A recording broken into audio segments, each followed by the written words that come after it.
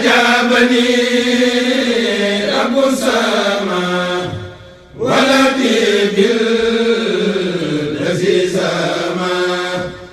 asalaamaaleykum wa rahmatullahi taala wa barakatuhu ci ndigalu Serigne Mountakha Mbacké xalif général des Mourides ak ci kilifteefu Serigne Abo Mbacké xalifa Serigne Fallou si njiitalu Serigne Djili Mbacké xalifa Serigne Modou Bousso Dieng Serigne Fallou Mbacké xalifa Serigne Ibrahima Fary ak mbooleem njabootuk Serigne Ibrahima Fary Mbacké gépp ñooy ànd di leen di fàttali bis bi nu baaxoo fàttaliku gi Serigne Touba waxoon bu ndabal gor ñi tuuru Ibrahima Fandé mooy Serigne Ibrahima Fary Mbacké bis bii nag ñu ngi koy amale ca dëkkam ba ko Serigne Touba daaloon ci Darou Nihmati di Darou Mbacké ci commune bu Darou